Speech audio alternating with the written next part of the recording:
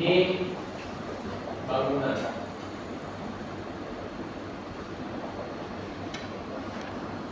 Bangunan. Jadi kalau kita lihat ada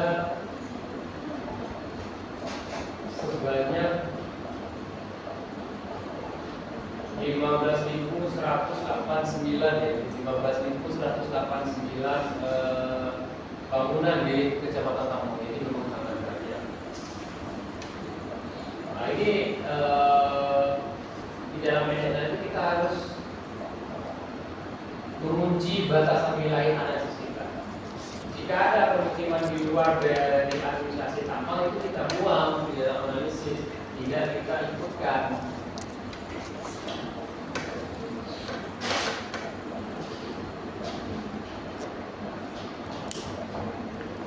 Nah kemudian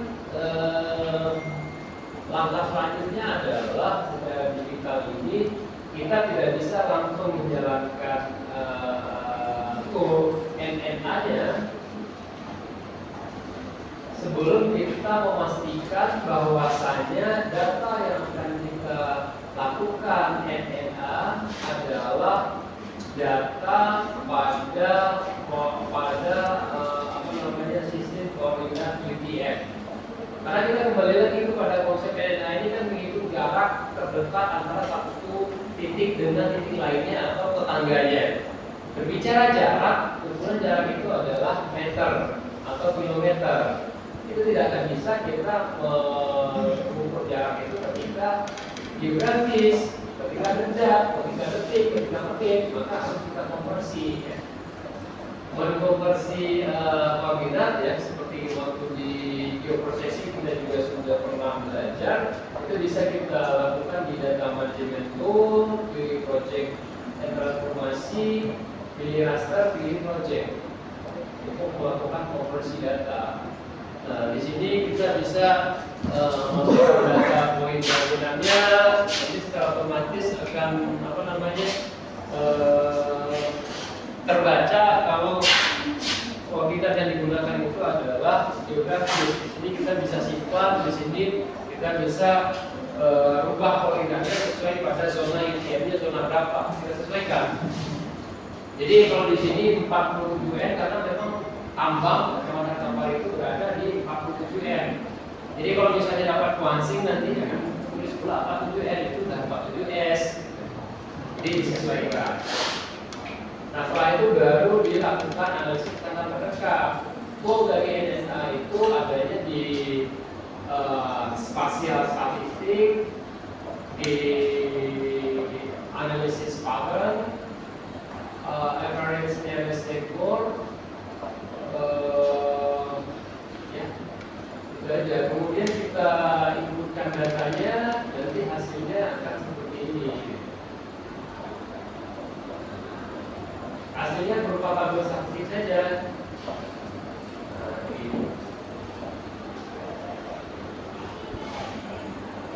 Ini nilai ini yang nanti kita baca. Nilai ini adalah nilai statistik ya. Nilai ini yang kita baca ini adalah nilai statistik. Nilai ini yang kita baca nilai statistik ya 0,298,670. Ini adalah nilai statistik. Dan ini signifikan karena antara 0 sampai 7 dan mendekati 0, jadi sangat signifikan. Saja untuk analisis secara terdekat. Ini saya cobakan. Ini koordinatnya masih geografis. Kita bisa lihat di properties di source ya, itu GJS WGS 1984. Oke. Kemudian langkah pertama kita lakukan konversi dulu karena koordinatnya geografis seperti yang kita cek sebelumnya. Kita bisa konversi di data management tool, pilih project dan transformasi, pilih project, kita inputkan poin bangunan. Di sini bisa kita simpan. Ini UTM bangunan UTM misalnya Kemudian bentuknya di 47 M yang mau kita ubah. Kemudian kita bisa tekan OK. Nah, nanti hasilnya adalah poin bangunan BTN sesuai dengan format yang kita simpan. Poin bangunan BTN ini kalau kita lihat di properties itu sistem koordinatnya sudah UTM zona 47M. Maka langkah selanjutnya adalah kita bisa melakukan analisis RNA. Di mana RNA-nya di spasial analisis tool, di spasial statistik, analisis pola, ya, analisis pattern, average dan snapper rata-rata lengkap. Kita bisa masukkan poin bangunan dari UTM, kita centang general report, dan ini oke.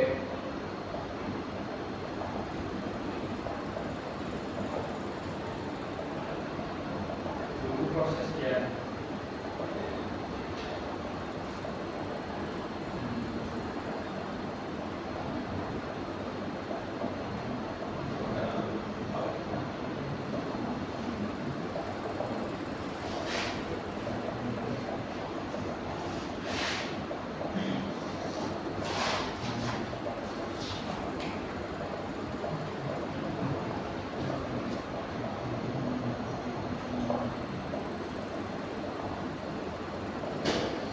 Kita buka, kita pilih yang report.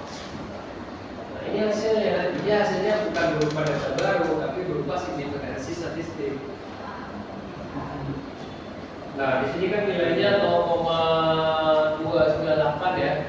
Maka dia masuklah statistik juga di grafik ini juga sudah dikatakan cluster, signifikan cluster. Artinya bisa kita katakan pola pemukiman di kecamatan Tambang itu adalah mengelompok atau cluster.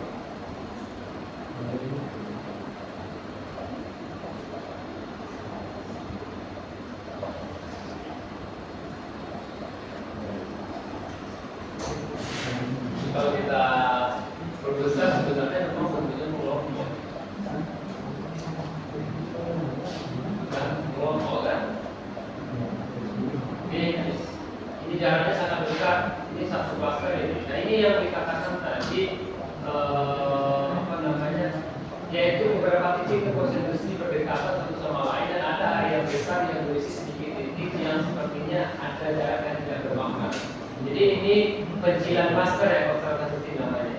Ini kan jarak di antara dua cluster, kemudian ada titik-titik juga, itu sebenarnya dianggap sebagai titik yang tidak bermakna, ya tidak untuk pola. Jadi ini cluster, ini cluster, ini cluster, ini cluster, gitu ya. Kayak tadi pola ruangannya cluster dengan signifikan secara statistik mengenai clusternya. Itu kan sebenarnya analisis tanggal terdekat. Nah, ini kalau kita lihat ini pola pemukiman mengelompok itu di sini adalah daerah yang berbatasan langsung dengan Kota Pekanbaru, ya, karena memang kecamatan nama ini adalah daerah peri-peri, daerah urban sprawl, daerah yang menjadi buffer kota. Jadi